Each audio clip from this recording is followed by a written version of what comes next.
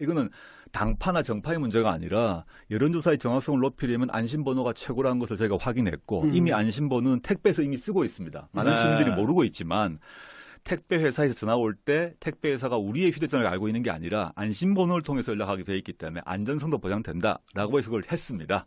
그리고 너무 저는 그걸 제안할 때 너무 당연한 거기 때문에 그렇지. 이게 당연히 통과될 거라고 생각했는데 뭐 지금 탈당하신 분들, 그 안신당으로 가신 분들이 결사적으로 반대를. 국민의당 안신당이 아니고 이제는 국민의당, 예, 국민의당. 국민의당 분들이 아주 결사적으로 반대를 하셨습니다. 그게 저는 아주 의아했고 저는 그 보고자로서 논쟁까지 했습니다만은 여론조사의 정확성을 높이고 또 그 다음에 불법 선거를 예방할 수 있는 것인데 반대하는 이유를 도저히 저는 알 수가 없었다. 그거 왜 몰라요? 제가 순진하니까요. 아니 그거 정치인들은 당연히 자기가 후보가 되고 싶어 하는데 기존의 여러 가지 방식은 이제 후보로서 조직동원으로 개입할 수 있는 여지가 있는 반면 이건 개입의 여지가 없으니까 반대하는 게 당연하죠. 전혀 통제할 수 없는 거죠. 예. 그분들이 자신의 당원, 특히 더민주를 지지한다 할지라도 지지자와 당원은 다른데 당원들 같은 경우 지금은 약간 달라졌습니다만 당시에 이번 당의 당원 평균 연령이 58세 정도 되었었습니다. 그 당시에. 이제 그런 분들을 중심으로 조직 동원을 하기 때문에 당원 지지자 전체의 의사가 제대로 반영되기 힘들었는데 그분들은 오히려 그걸 원하셨다라고 저는 생각하고 있습니다. 아, 그거야 너무 자연스럽죠. 저는 다 알겠던데 왜 반대하는지. 우리 여기 해설 다 했어요. 그래서 반대한다고. 그래서 제가 그 해설을 들었고요. 아주 뭐 명쾌히 파악하신 것 같습니다. 그러니까 이분들이 어쨌든 뭐 자신들이 한 짓이 뭔지는 알고 계셨던 것 같아요. 아, 당연하시죠. 아주 또 영리하신 분인데. 안심번호의 가장 큰 특징은 기술적인 설명은 치우더라도 핸드폰을 기초로 해서 여론조사를 한다는 거고, 그다음에 조직 동원이 전혀 개입될 수 없는 건 아니지만 거의 개입될 수 없는 그런 맞습니다. 기술적 과정을 거치기 때문에, 그리고 또 이제 이 응하는 분들이 본인의 인적 사항이 노출될 우려 를 하지 않아도 되고 이런 것 때문에 이제 좋은 점인데 새누리당에도 반대하는 사람들 있잖아요. 지금 새누리당에서 반대하는 그룹이 진박 그룹이 반대하죠. 왜냐하면 그거 대통령 권위로 당원들을 장악해서 밀어붙여야 되는데 권력 동원하고. 기묘하게 안심번호를 반대하는 쪽이 당시로 봐서는 그 반노 그룹과 친박이 반대했다 보시면 됩니다. 아, 그게 참 연대군요. 불안연대네, 불안연대. 안심번호로 인해서 불안한 사람들의 연대. 그 불안연대가 돼버렸네요. 뭐 충분히 이해할 수 있어, 인간적으로. 우리 뭐 그 정도 이해 못할 거 아니지. 예. 그때 이제 그 혁신위 활동하면서 또 이 얘기 저 얘기 많이 들리잖아요. 왜냐하면 일단은 학자로 이제 바깥에 있었는데 일단 특정한 정당에 들어가게 좀 활동하게 된 거잖아요. 거기에 대해서 또 비판도 많이 나오고 그러지 않습니까? 예. 그러니까 제가 이제 범야권 뭐 지지 성향이 있는 사람인데 지난 대선 시기를 생각하게 되면 제가 이제 문재인 후보를 지지를 했을 때 우리나라 대한민국 국민의 이제 반은 저를 싫어했겠죠. 그렇지. 그러니까 박근혜 후보를 1번을 찍은 분들은 근데 혁신위에 들어가니까 저를 지지했던 반 50% 중에 상당수가 저를 아주 싫어하고 공격을 하기 시작했습니다. 그래서 근데 이제 돌이켜 보게 되면 맨 처음에 들어갈 때는 혁신이 맨 처음에서는 이번 당 안에서도 혁신위에 대해서 약간 눈치를 보고 좀 룰을 잘 만들어 달라 모두가 덕담하는 분위기였다면 안심번호를 채택한다거나 저희가 이제 안심번호가 아까 우리 진 교수께서 말씀하셨던 시스템 공천의 일부인데 즉 당내 개파나 이런 것들이 작동하지 않도록 공천 룰을 만들겠다고 마음을 먹고 3단계를 정했습니다. 1단계는 평가를 통해서 20% 의무 배제를 하고 그다음에 검증 작업을 통해서 법률적 도덕적 하자가 있는 사람은 마찬가지로 날리고 세 번째는 그 남은 사람을 가지고 신인 가산점을 줘서 결선 투표를 하게 구조를 만들었습니다. 이게 3단계 구조죠.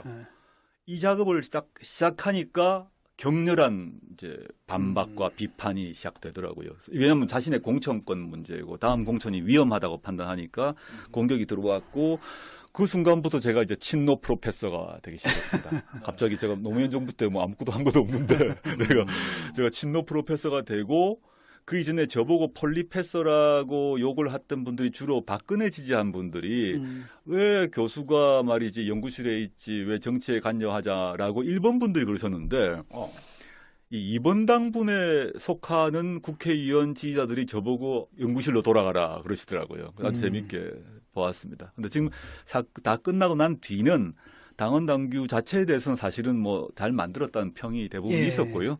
정파에 관계없이. 근데 당원 당규 자체 혁신안 자체의 문제점보다는 혁신안을 관철했을 때 자신의 권력, 특히 뭐 당권, 공천권 이 문제의 위험이 온다고 생각해서 공격이 시작된 게 아닌가라고 생각하고 있습니다. 지난 일은 너무 오래 얘기 안 해도 될 것 같아. 예. 왜냐면 그 당 없어져 버렸잖아요. 새정치연합은 없고 이제 한 발 떨어져 나가고 이제 나머지는 더민주가 됐고 떨어져 나가는 팔은 지금 국민의당이 됐고 네. 그렇게 돼 있는 건데 이제 시민들 관심은 이거 어떻게 봐야 되지? 이렇게 나눠진 거에 대해서. 근데 그 나눠지는 계기를 제공한 분으로서 어떻게 보세요? 저는 안타깝죠. 그 나간 분들이 지금도 전 마지막 이분들이 나가시기 전까지도 연합정당의 틀을 유지하고 공천 룰을 준수하면서 승복하기를 바랬습니다. 그게 좀 맞다고 보았습니다만은 그건 저의 학자로서의 순진한 생각이었던 것 같고 나가셨단 말입니다. 전 그 두 가지가 있는데 전 나간 행위 자체는 도저히 뭐 원칙에 어긋나는 거라고 봅니다. 근데 정치적으로 다른 생각을 하셨으니까 그건 존중해야 된다고 보는데 이거는 당파나 정파의 문제가 아니라 여론조사의 정확성을 높이려면 안심번호가 최고라는 것을 저희가 확인했고 이미 안심번호는 택배에서 이미 쓰고 있습니다. 많은 시민들이 모르고 있지만 택배 회사에서 전화 올 때 택배 회사가 우리의 휴대전화를 알고 있는 게 아니라 안심번호를 통해서 연락하게 돼 있기 때문에 안전성도 보장된다라고 해서 그걸 했습니다. 그리고 너무 저희는 그걸 제안할 때 너무 당연한 거기 때문에 그렇지. 이게 당연히 통과될 거라고 생각했는데 뭐 지금 탈당하신 분들, 그 안신당으로 가신 분들이 결사적으로 반대를. 국민의당 안신당이 아니고 이제는 국민의당, 국민의당. 국민의당 분들이 아주 결사적으로 반대를 하셨습니다. 그게 저는 아주 의아했고 저는 그 보고자로서 논쟁까지 했습니다만은 여론조사의 정확성을 높이고 또 그 다음에 불법 선거를 예방할 수 있는 것인데 반대하는 이유를 도저히 저는 알 수가 없었다. 그거 왜 몰라요? 제가 순진하니까요. 아니 그거 정치인들은 당연히 자기가 후보가 되고 싶어 하는데 기존의 여러 가지 방식은 이제 후보로서 조직 동원으로 개입할 수 있는 여지가 있는 반면 이건 개입의 여지가 없으니까 반대하는 게 당연하죠. 전혀 통제할 수 없는 거죠. 예. 그분들이 자신의 당원, 특히 더민주를 지지한다 할지라도 지지자와 당원은 다른데 당원들 같은 경우 지금은 약간 달라졌습니다만 당시에 이번 당의 당원 평균 연령이 58세 정도 되었습니다. 그 당시에. 이제 그런 분들을 중심으로 조직 동원을 하기 때문에 당원 지지자 전체의 의사가 제대로 반영되기 힘들었는데 그분들은 오히려 그걸 원하셨다라고 저는 생각하고 있습니다. 그거야 너무 자연스럽죠. 저는 다 알겠던데 왜 반대하는지. 우리 여기 해설 다 했어요. 그래서 반대한다고. 그래서 제가 그 해설을 들었고요. 아주 뭐 명쾌히 파악하신 것 같습니다. 그러니까 이분들이 어쨌든 뭐 자신들이 한 짓이 뭔지는 알고 계셨던 것 같아요. 당연하시죠. 아주 또 영리하신 분인데. 안심번호의 가장 큰 특징은 기술적인 설명은 치우더라도 핸드폰을 기초로 해서 여론조사를 한다는 거고 그다음에 조직 동원이 전혀 개입될 수 없는 건 아니지만 거의 개입될 수 없는 그런 맞습니다. 기술적 과정을 거치기 때문에 그리고 또 이제 이 응하는 분들이 본인의 인적 사항이 노출될 우려 를 하지 않아도 되고 이런 것 때문에 이제 좋은 점인데 새누리당에도 반대하는 사람들 있잖아요. 지금 새누리당에서 반대하는 그룹이 진박 그룹이 반대하죠. 왜냐하면 그거 대통령 권위로 당원들을 장악해서 밀어붙여야 되는데 권력 동원하고. 기묘하게 안심번호를 반대하는 쪽이 당시로 봐서는 그 반노 그룹과 친박이 반대했다 보시면 됩니다. 그게 참 연대군요. 불안연대네, 불안연대. 안심번호로 인해서 불안한 사람들의 연대. 그 불안연대가 돼버렸네요. 충분히 이해할 수 있어, 인간적으로. 우리 뭐 그 정도 이해 못할 거 아니지. 예. 그때 이제 혁신위 활동하면서 또 이 얘기 저 얘기 많이 들리잖아요. 왜냐면 일단은 학자로 이제 바깥에 있었는데 일단 특정한 정당에 들어가게 좀 활동하게 된 거잖아요. 거기에 대해서 또 비판도 많이 나오고 그러지 않습니까? 예. 그러니까 제가 이제 범야권 지지 성향이 있는 사람인데 지난 대선 시기를 생각하게 되면 제가 이제 문재인 후보를 지지를 했을 때 우리나라 대한민국 국민의 이제 반은 저를 싫어했겠죠. 그렇지. 그러니까 박근혜 후보를 1번을 찍은 분들은 근데 혁신위에 들어가니까 저를 지지했던 50% 중에 상당수가 저를 아주 싫어하고 공격을 하기 시작했습니다. 그래서 근데 이제 돌이켜 보게 되면 맨 처음에 들어갈 때는 혁신이 맨 처음에서는 이번 당 안에서도 혁신위에 대해서 약간 눈치를 보고 좀 룰을 잘 만들어 달라 모두가 덕담하는 분위기였다면 안심번호를 채택한다거나 저희가 이제 안심번호가 아까 우리 진 교수께서 말씀하셨던 시스템 공천의 일부인데 즉 당내 개파나 이런 것들이 작동하지 않도록 공천 룰을 만들겠다고 마음을 먹고 3단계를 정했습니다.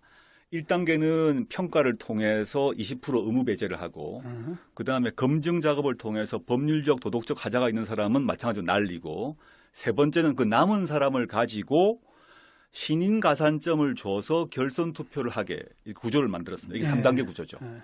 이 작업을 딱 시작하니까 격렬한 이제 반박과 비판이 시작되더라고요. 왜냐하면 자신의 공천권 문제고 다음 공천이 위험하다고 판단하니까 공격이 들어왔고 그 순간부터 제가 이제 친노 프로페서가 되기 시작했습니다. 갑자기 제가 노무현 정부 때 뭐 아무것도 한 것도 없는데 제가 친노 프로페서가 되고 그 이전에 저보고 폴리페서라고 욕을 했던 분들이 주로 박근혜 지지한 분들이 왜 교수가 말이지 연구실에 있지 왜 정치에 관여하자라고 일본 분들이 그러셨는데 이 2번 당분에 속하는 국회의원 지지자들이 저보고 연구실로 돌아가라 그러시더라고요. 아주 재밌게 보았습니다. 근데 지금 다 끝나고 난 뒤는 당원 당규 자체에 대해서는 사실은 뭐 잘 만들었다는 평이 대부분 있었고요.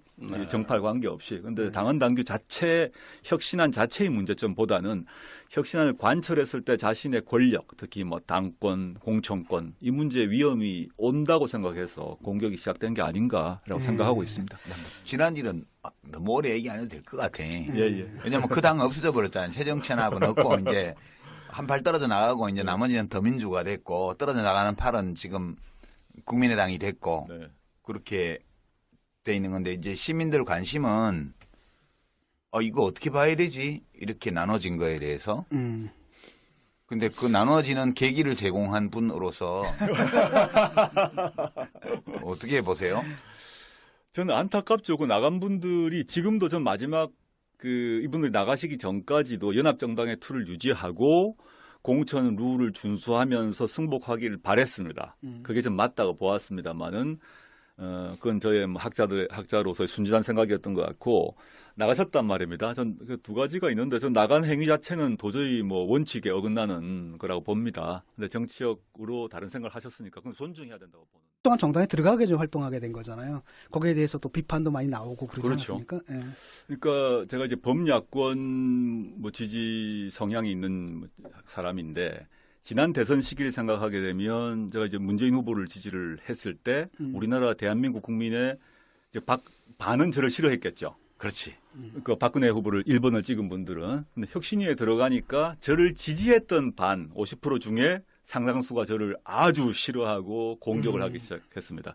그래서 근데 이제 돌이켜 보게 되면 맨 처음에 들어갈 때는 혁신이 맨 처음에서는 이번 당 안에서도 혁신위에 대해서 약간 눈치를 보고 좀 룰을 잘 만들어 달라 모두가 덕담하는 분위기였다면 안심번호를 채택한다거나 저희가 이제 안심번호가 아까 우리 진 교수께서 말씀하셨던 시스템 공천의 일부인데 즉 당내 개파나 이런 것들이 작동하지 않도록 공천 룰을 만들겠다고 마음을 먹고 3단계를 정했습니다. 1단계는 조직 동원이 전혀 개입될 수 없는 건 아니지만 거의 개입될 수 없는 그런 맞습니다. 기술적 과정을 거치기 때문에 그리고 또 이제 이 응하는 분들이 본인의 인적 사항이 노출될 우려를 하지 않아도 되고 이런 것 때문에 이제 좋은 점인데 새누리당에도 반대하는 사람들 있잖아요. 지금 새누리당에서 반대하는 그룹이 진박 그룹이 반대하죠. 왜냐하면 그거 대통령 권위로 당원들을 장악해서 밀어붙여야 되는데 권력 동원하고. 기묘하게 안심번호를 반대하는 쪽이 당시로 봐서는 그 반노 그룹과 친박이 반대했다 보시면 됩니다. 그게 참 연대군요. 불안연대네, 불안연대. 안심번호로 인해서 불안한 사람들의 연대. 그 불안연대가 돼버렸네요. 충분히 이해할 수 있어, 인간적으로. 우리 뭐 그 정도 이해 못할 거 아니지. 예. 그때 이제 혁신위 활동하면서 또 이 얘기 저 얘기 많이 들리잖아요. 왜냐면 일단은 학자로 이제 바깥에 있었는데 일단 조직동원으로 개입할 수 있는 여지가 있는 반면 이건 개입의 여지가 없으니까 반대하는 게 당연하죠. 전혀 통제할 수 없는 거죠. 예. 그분들이 자신의 당원, 특히 더민주를 지지한다 할지라도 지지자와 당원은 다른데 당원들 같은 경우 지금은 약간 달라졌습니다만 당시에 이번 당의 당원 평균 연령이 58세 정도 되었었습니다. 그 당시에. 예. 이제 그런 분들을 중심으로 조직 동원을 하기 때문에 당원 지지자 전체의 의사가 제대로 반영되기 힘들었는데 그분들은 오히려 그걸 원하셨다라고 저는 생각하고 있습니다. 아, 그거야 너무 자연스럽죠. 저는 다 알겠던데 왜 반대하는지. 우리 여기 해설 다 했어요. 그래서 예. 반대한다고. 그래서 제가 그 해설을 들었고요. 아주 뭐 명쾌히 파악하신 것 같습니다. 예. 그러니까 이분들이 어쨌든 뭐 자신들이 한 짓이 뭔지는 알고는 계셨던 것 같아요. 아, 당연하시죠. 아주 또 영리하신 분인데. 안심번호의 가장 큰 특징은 기술적인 설명은 치우더라도 핸드폰을 기초로 해서 여론조사를 한다는 거고, 그다음에 이거는 당파나 정파의 문제가 아니라 여론조사의 정확성을 높이려면 안심번호가 최고라는 것을 저희가 확인했고 이미 안심번호는 택배에서 이미 쓰고 있습니다. 많은 시민들이 모르고 있지만 택배 회사에서 전화 올 때 택배 회사가 우리의 휴대전화를 알고 있는 게 아니라 안심번호를 통해서 연락하게 돼 있기 때문에 안전성도 보장된다라고 해서 그걸 했습니다. 그리고 너무 저는 그걸 제안할 때 너무 당연한 거기 때문에 그렇지. 이게 당연히 통과될 거라고 생각했는데 뭐 지금 탈당하신 분들, 그 안신당으로 가신 분들이 결사적으로 반대를 아니, 국민의당 안신당이 아니고 이제는 국민의당, 예, 예. 국민의당. 국민의당 분들이 아주 결사적으로 반대를 하셨습니다. 그래서 저는 아주 의아했고 저는 그 보고자로서 논쟁까지 했습니다만은 여론조사의 정확성을 높이고 또 그다음에 불법 선거를 예방할 수 있는 것인데 반대하는 이유를 도저히 저는 알 수가 없었다. 그거야 몰라요. 제가 순진하니까요. 아니 그거 정치인들은 당연히 자기가 후보가 되고 싶어 하는데 기존의 여러 가지 방식은 이제 후보로서 평가를 통해서 20% 의무 배제를 하고 그다음에 검증 작업을 통해서 법률적 도덕적 하자가 있는 사람은 마찬가지로 날리고 세 번째는 그 남은 사람을 가지고 신인 가산점을 줘서 결선 투표를 하게 구조를 만들었습니다. 이게 3단계 구조죠.